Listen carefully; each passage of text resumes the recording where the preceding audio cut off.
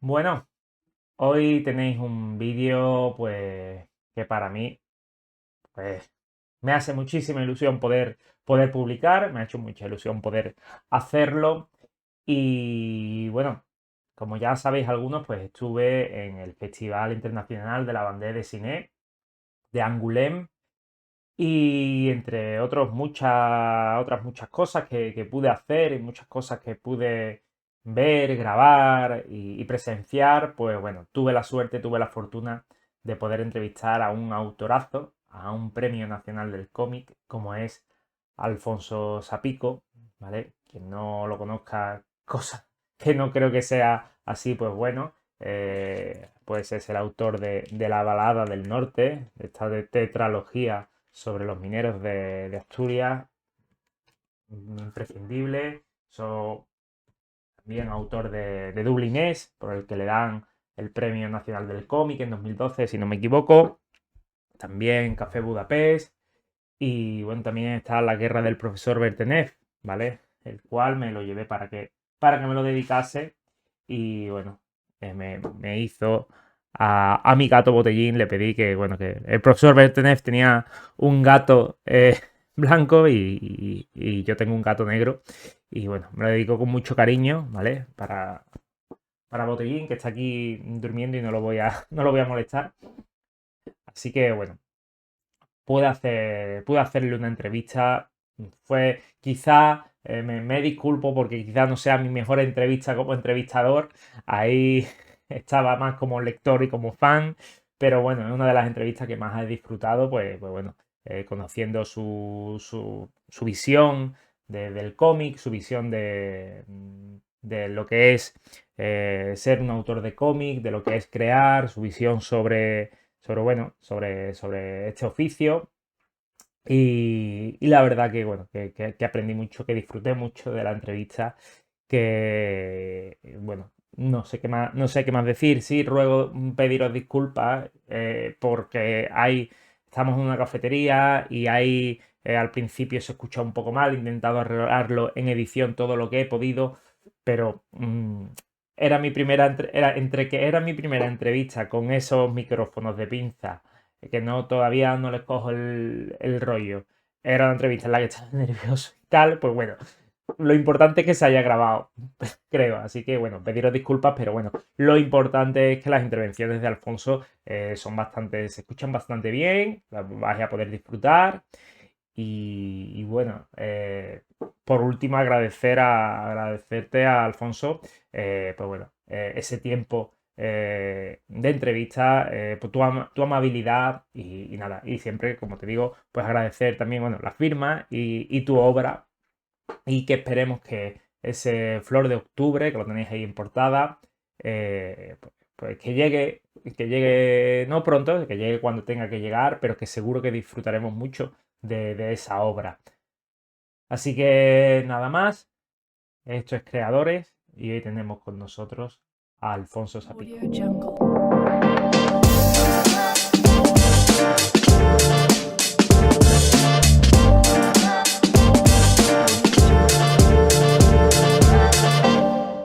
Tenemos hoy con nosotros a Alfonso Sapico, aquí en el Festival Internacional de la Bandera de Cine de Angoulême. Y bueno, Alfonso, yo ya sé que tú has estado muchísimas veces en Angoulême. Esta es mi primera vez que estoy aquí y la verdad que el contraste con España es increíble. Hay exposiciones donde los niños tienen prioridad para entrar incluso. Y bueno, y en España siempre se está hablando de lo complicado que es, que bueno, que cale el cómic, incluso que cale la lectura. Tú bueno, que, que vives a medias entre Francia y Asturias, ¿qué ves que le falta quizá a España para dar ese pasito y tener esa afición al cómic que hay aquí? Pues bueno, Angoulême es verdad que es un caso un poquito especial a lo mejor, porque es una ciudad entera puesta al servicio de un festival de cómic durante 4 o 5 días. Y todo está muy disperso, está todo muy repartido, todo lleno de exposiciones y de incluso los comercios locales o los cafés como este café, también se visten de cómic durante esta semana. Y lo que nos falta en España, yo creo que la pretensión no es tanto equiparar al mercado del libro o del cómic en España con Francia, sino construirlo poco a poco, porque es verdad que Francia tiene una industria del cómic muy potente, tiene una tradición muy larga de muchos años, tiene además un apoyo a nivel estatal, público muy fuerte, y todo esto son cosas que, bueno, en España desde hace unos pocos años para acá se ha ido un poco construyendo casi desde cero el mercado del cómic español, no tanto con el modelo francés, que tiene lectores de cómic, hay un perfil de lector de cómic francés, de aficionado, de amante del cómic francés, sino que lo hemos hecho abriendo el cómic al lector generalista. O sea que es un sistema completamente diferente. Lo que queremos en España es tener más lectores de cómic gracias a que los lectores de novela, de poesía, de ensayo, de literatura, de todo, descubran y se acerquen y cojan el hábito de leer cómics. No tenemos un perfil de lector de cómic en España y tampoco nos hace falta. Lo que necesitamos es llegar a más gente, llegar a más lugares y estar más visibles en todo tipo de instituciones y de plataformas y de sitios. Bueno, como algo que está muy, muy visible es tu obra, Premio Nacional del Cómic con Dublinés en 2012, El Café de Budapest, y bueno, la tetralogía de La Balada del Norte, entre otras, y vuelves con Flor de Octubre, ¿no? Me contabas fuera de cámara que estás con ello, vuelves con Flor de Octubre, vuelves con un cómic histórico, vuelves a hablar de la vida creo que de los mineros, de la vuelta del exilio, de los republicanos hacia España. Bueno, pues este cómic nuevo, que es Flor de Octubre, en realidad es un libro nuevo que corta un poco después de la serie de La Balada del Norte, que eran 4 libros, pero en realidad no corta, porque es como hay una continuidad y hay un hilo que permanece, que tiene que ver con el tema de la memoria, con el tema de la historia, con Asturias también. Y es un hilo del que yo voy tirando, incluso casi diría que dibujando La Balada del Norte o presentando La Balada del Norte en su edición francesa aquí en Francia, he ido un poco construyendo este libro nuevo, porque tiene que ver con los españoles republicanos que estaban aquí en Francia. No es una historia sobre el exilio estrictamente, no sobre la retirada, sobre lo que se conoce mejor, sino sobre lo que se conoce peor, que es ese momento clave, que es 1975-76, cuando muere Franco, termina la dictadura en España y de repente hay un montón de gente en Francia, exiliados republicanos, que deciden volver porque quieren de nuevo reintegrarse en ese país del que ellos habían marchado y que descubren que no existe ya, porque ellos se fueron de una España que era la España de posguerra, la España del 37, del 39, de los años 40, y llegan a una España que prepara las nuevas elecciones, las primeras elecciones democráticas, que está en plena transición. Y bueno, es una historia un poquito triste en el sentido de que toda esa gente luego se vuelve a Francia ya a morirse en los 10 años siguientes.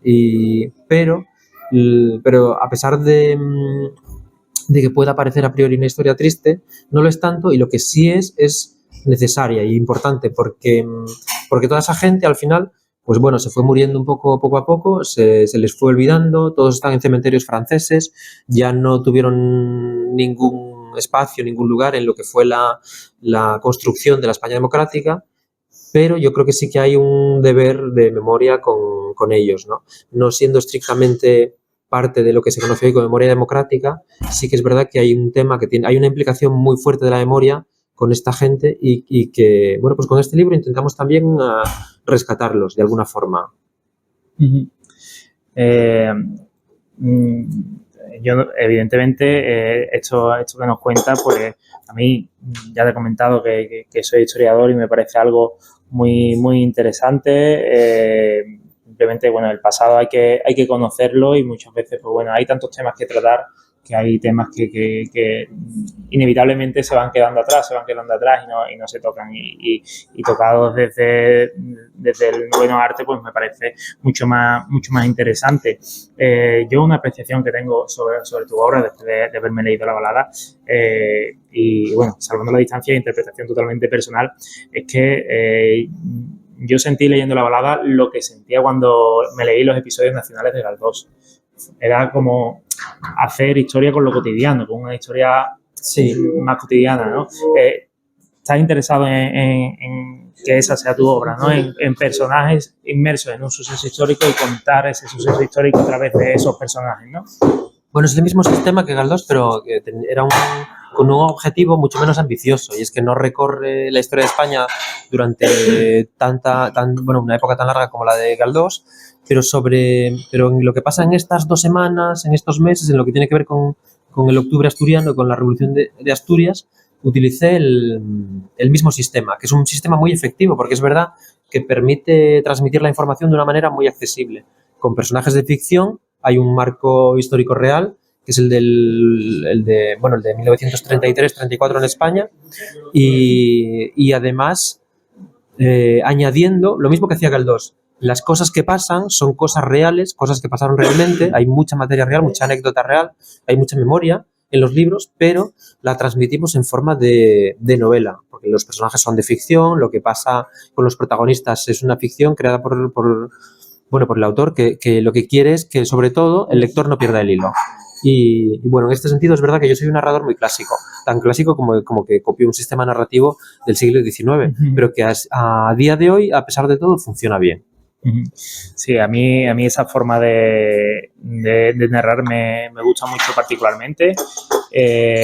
Quisiera, bueno, ahora que me cuentas que esto este Flor de Octubre se ambienta, arranca en el año 75 con la muerte de Franco, bueno, por lo menos ahí te aseguras ya no tener que dibujar caballos y no tener que dibujar animales, porque en una introducción de la guerra del profesor Betener explicabas algo así, ¿no? Que no quería dibujar otra vez ningún animal, ¿no?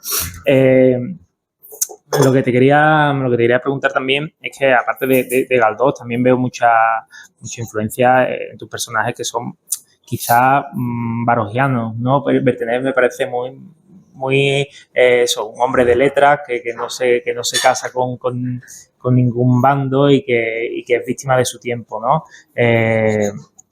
No sé si esos personajes, la inspiración de esos personajes la tomas como hacía Baroja, ¿no? Dar volcar en los personajes unas características propias o características de conocidos, ¿no? Hay inspiración, esos personajes están inspirados en personas conocidas. Esto sí es real también, pero esto es verdad que es un método muy clásico también, bueno, que imagínate, pues pero funciona, porque es verdad que, bueno, Bertenev, que es un cómic que habla de la guerra de Crimea, casi siempre los personajes que yo meto en los libros, casi siempre, como los meto siempre, además con un trasfondo histórico real, casi siempre son personajes a los que la historia les pasa por encima como una pisonadora. Ellos tienen como sus valores y su recorrido y su forma de ser, su carácter, pero luego al final la historia se los lleva por delante. Esto pasa con el protagonista del libro, con Bertenet, y pasa también con los mineros de la Balada del Norte o los que aparecen en los otros libros. Y son personajes reales en el sentido de que yo los construyo con gente que conozco, convivencias que me cuentan o que llego a ellas a través de cartas o a través de... O sea, no Bertenet, porque ella era más una especie... era un cómic de aventuras. Entonces es otra cosa. Y además la guerra de Crimea y la Rusia del 18 a mí me quedaba muy lejos.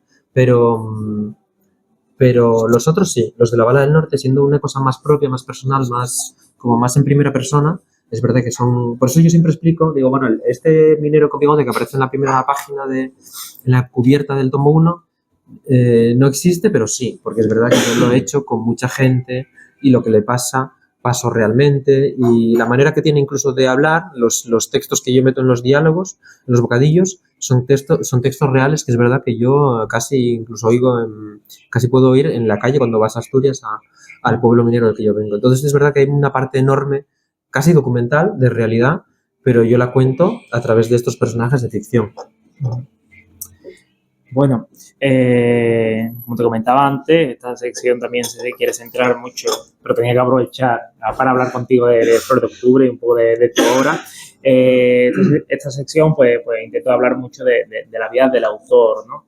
Y claro, a mí me gustaría saber qué parte es la que ¿qué es lo que más te cuesta a la hora de afrontar el papel en blanco, ¿no? Si te cuesta muchísimo encontrar ideas, o una vez que tienes la idea, pues te lanzas al storyboard y realmente una vez que concluyes el storyboard está el cómic prácticamente hecho, aparte de todo el trabajo tedioso que hay detrás. ¿Qué es lo que más te cuesta de ese proceso creativo?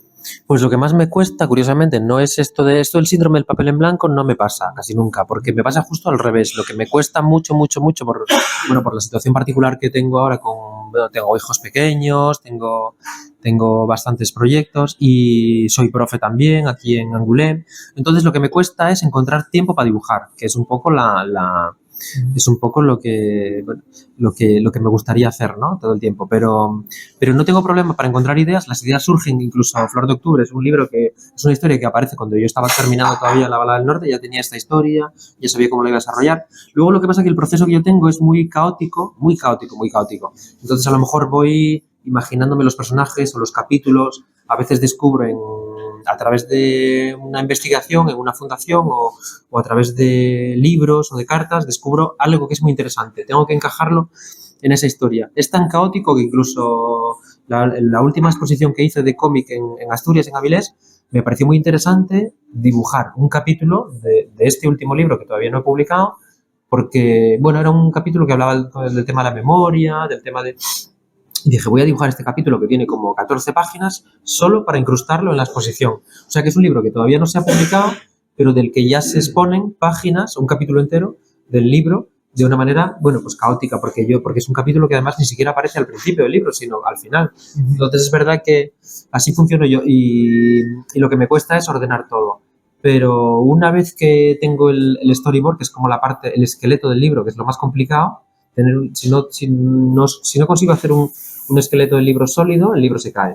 Pero una vez que lo tengo, dibujar es la parte que por un lado a mí me gusta más, porque es con la que más disfruto, porque a mí me gusta mucho dibujar, además dibujo a la antigua también, igual que la manera que tengo de contar historias es un poco a la antigua, así galdosiana o barogiana, la manera que yo tengo de dibujar es muy antigua también, porque es con el papel, con la plumilla, con la tinta china, con los pinceles, y entonces cuando llega esa parte de poder dibujar, avanzo muy rápido, porque es verdad que, bueno, yo dibujo rápido y en realidad lo que me cuesta es sacar adelante la historia, saber lo que quiero contar y saber cómo lo voy a contar, pero luego la parte práctica pues es un poco la más disfrutona y la más rápida, curiosamente.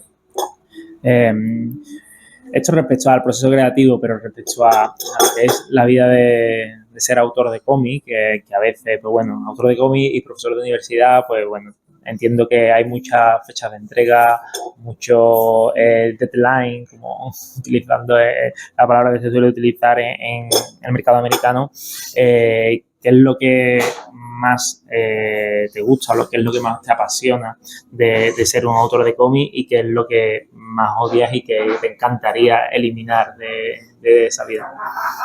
Pues no lo sé. Bueno, es verdad que yo tengo una vida, además, en la que no es una vida de compartimentos estancos, porque yo soy profe en un liceo, aquí en Angoulême, y en realidad en mi trabajo de profe utilizo el cómic en clase y pongo a mis alumnos a dibujar cómics, hacemos juntos proyectos de cómics, trabajo con ellos a través de las viñetas, a través de los bocadillos de texto. O sea que el cómic no es como un oficio que se queda en casa, sino que me lo llevo al liceo, con los alumnos, con los estudiantes, que además funciona muy bien a través del cómic. Y luego, pues en realidad lo que más me cuesta es eso. Antes, por ejemplo, yo sí que era un dibujante muy bohemio, en el sentido de que era muy nocturno, podía estar un montón de horas dibujando, y ahora me falta eso, me falta tener la paz mental para poder dibujar y hacerme una página, 2 páginas, 3 páginas, y estar dentro de la historia, porque antes yo sí que tenía esa capacidad de meterme dentro de la historia y ahora estoy en otra fase vital y es verdad que no puedo, porque cuando ya estoy metiéndome en la historia, pues aquí están mis hijos o están mis estudiantes o bueno, hay un montón de frentes abiertos, entonces es verdad que ahora hago guerra de guerrillas, en el sentido de que si encuentro una media hora por la tarde después de dar de merendar a los niños, ahí dibujo media página. O si tengo por la noche una hora después de dar de cenar a los niños, pues ahí dibujo otra media página. Y es un poco como lo voy... No es el formato ideal, entiendo, no es el sistema ideal de trabajo para un autor de cómic, pero es un poco a lo que me he tenido que adaptar por las circunstancias. Y lo que me gusta en realidad es lo que más me gusta, sobre todo desde que estoy aquí en Francia y desde que empecé a dibujar La balada del norte, es que como el libro está traducido al francés y yo, bueno, lo vamos publicando, voy viajando para promocionarlo, el libro me presenta, porque es verdad que cuando yo llegué aquí a Angoulême hace 14 años ya, no me conocía nadie, nadie sabía de dónde yo venía, nadie conocía mi trayectoria personal ni profesional, entonces era un completo desconocido en un país extranjero. Pero el cómic me permite, a través de estas 1000 páginas que se lee la gente, que la gente me conozca de alguna manera. Es como una especie de tarjeta de visita y entonces cuando tengo un lector frente a frente que se ha leído el libro, pues aunque yo llegue aquí y sea un completo desconocido en un país extranjero, pues ya me conocen, ya saben de dónde vengo, ya saben un poco el tipo de persona que puedo ser en función del sitio en el que yo me crié, los valores que me construyeron. Todo eso es gracias al cómic, que es un poco la forma que yo tengo de comunicarme con los demás, más que a través del lenguaje oral. Y es un poco lo que más me gusta, yo creo. Bueno, nos has comentado que ahora haces guerra de guerrilla, que si pillas media hora libre aprovechas para dibujar. Una pregunta que suelo hacer en este tipo de entrevistas es ¿qué te gustaría estar haciendo el día de mañana? En tu caso sería tener tiempo para dibujar o simplemente desconectar. No, en mi caso yo creo que sería seguir, por un lado, no tener ese síndrome de la página en blanco, o sea, no llegar a un punto en el que diga uno no tengo ya nada que contar, que eso sería durísimo para mí, sería como muy, muy triste de pensar que no tengo ninguna historia que contar. Y luego, sabiendo que tengo muchas cosas que contar, que es lo que me pasa ahora, disponer del tiempo para hacerlo, para poder contarlas y contarlas bien y poder hacer inmersión dentro de la historia, poder meterme ahí de lleno. Entonces, bueno, ahora mismo no dispongo de eso, pero me voy adaptando. Y los libros, nadie sabe cómo, esto es un misterio también, nadie sabe cómo porque están lo de los deadlines y las fechas de entrega, que a mí en realidad no, como yo no estoy dentro del mercado francés, en Francia es diferente, porque en Francia sí que hay que respetar de verdad las fechas de entrega. En España, bueno, yo trabajo de otra forma, entonces mis libros son carreras de fondo y lo importante es terminarlos bien. Pero bueno, sí que me gustaría eso, pues poder tener como más capacidad para dibujar más y más a gusto. Sí. Ya que me comentas que te cuesta mucho encontrar tiempo para dibujar, que es lo que más tiempo requiere, ¿hay algún autor, algún dibujante al que tenga en especial estima que diga, pues bueno, aunque no sea algo largo, me gustaría en algún momento guionizar una historia corta y que la dibujase? Lo que pasa es que yo, en realidad, no sabría decir. Alguna vez lo que sí hice, curiosamente, que yo no siento que el dibujo sea mi parte fuerte, sino al revés, yo creo que es más la historia que cuento, ¿no?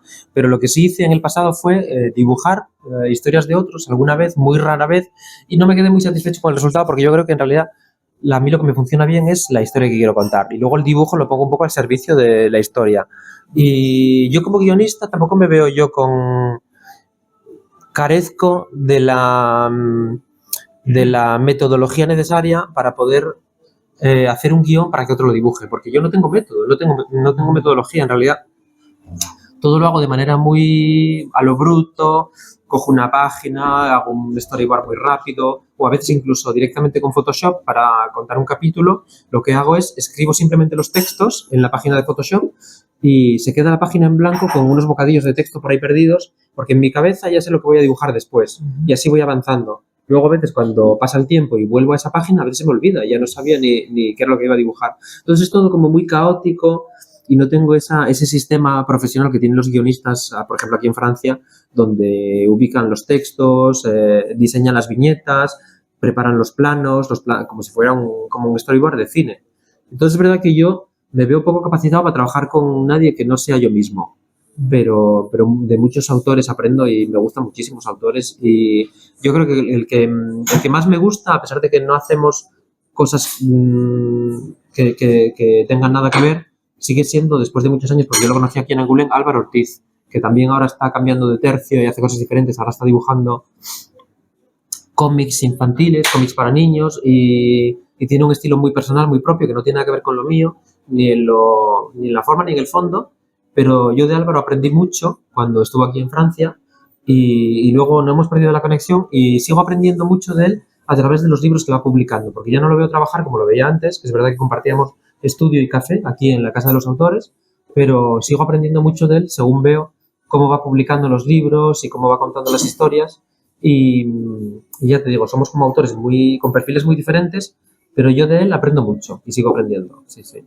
Genial. Bueno, ya para terminar, el tema que han salido durante la entrevista, ¿no? Que al final el tiempo es limitado, estás aquí con Flor de Octubre, pero todos sabemos que, bueno, que en la mente de alguien que crea, de un autor, siempre están revoloteando ideas y siempre llega alguna idea y se queda ahí. Bueno, ¿hay alguna idea que tenga o algún proyecto que por tiempo, pues bueno, por tiempo, porque no sale, porque no es el momento, tenga a Alfonso Zapico en la mente para si lo pudiese desear mañana? También tengo, sí, también tengo. Mira, esto tiene que ver con Álvaro también, porque antes de hacer Flor de Octubre, que es un libro que surge de manera así como espontánea, un poco accidental, un poco también por la necesidad del tema, de la urgencia del tema, porque es verdad que España es un país hoy que muy complejo y yo creo que este tipo de libros son necesarios. Hay que hacer este tipo de libros también en España, porque España hoy es un país como muy complicado y necesita también este tipo de historias. Pero en realidad, antes de meterme con este libro, que es verdad que sigue un poco, hay una continuidad con los libros anteriores, yo quería hacer una cosa diferente, quería hacer una historia para niños. Y de hecho yo me había propuesto imaginar una historia para él, porque además tengo hijos pequeños, surge como esta especie de conexión entre los dibujantes que de repente tienen hijos con que de repente ellos también hagan historias para niños y yo me lo planteé y quise e intenté y ahí recurrí un poco a Álvaro también porque Álvaro empezó también justo a como en el mercado del cómic español sí que había como esa laguna de no tenemos cómics propios para las nuevas generaciones de lectores, hay que alimentar esa rueda. Y, y sin embargo, pues no fui capaz, porque quizá no era el momento, o porque me surgió más la urgencia de lo otro, porque tenía como más esa parte bueno, de que conectaba con estos libros anteriores o con los lectores con los que yo hablaba. Entonces, bueno, dije, voy a ir a por esta historia ahora, que es lo que me pide el cuerpo, pero sigue un poco en mi deseo y en mi ilusión hacer una historia para niños, cambiar de tercio, hacer algo muy diferente, con intenciones completamente diferentes y con una forma muy diferente también. Entonces supongo que la acabaré haciendo, pero no sé cuándo. Bueno, ya veremos después de Flor de Octubre a ver qué tal. Bueno, Alfonso, yo quiero terminar diciéndote que lo primero, muchísimas gracias por la entrevista. Para mí es un honor poder entrevistar a un autor que me encanta tanto y que bueno, que siempre lo digo a todos los autores con los que he podido hablar, que cuando vosotros, pues bueno, dibujáis, creáis una obra, pues el lector cuando llega a esa obra, las 2 horas que esté leyendo, las 3 horas que esté leyendo, pues le permite, pues por lo menos a mí me permite evadirme de todas mis preocupaciones y estar en ese mundo y disfrutar. Y eso es, la verdad que para mí es muy, muy grande y por eso creo que me gusta tanto este noveno arte. Así que sin más, muchísimas gracias, Alfonso. Espero que ese Flor de Octubre tenga mucho éxito, que seguro. Y nada, que aquí, pues bueno, mi canal es pequeñito, pero tiene aquí siempre una ventanita para lo que quieras. Muchísimas gracias. Pues muchas gracias a ti, un placer. Y bueno, esto ha sido la entrevista. Reiterar mis agradecimientos a Alfonso por tener el tiempo y la amabilidad de concederme una entrevista a un medio, bueno, a un pequeño canal de YouTube, a un aficionado. Y también, pues bueno, también agradecer a Edu de Prior Comics que me echó un cable para conseguir esta entrevista. Y nada más, seguiremos subiendo vídeos de Angoulême conforme los vaya editando, que vaya tela. Y poco más, poco más. Espero que os haya gustado y nos vemos en el próximo evento vídeo directo de la biblioteca del Baxter. Hasta pronto y muchas gracias.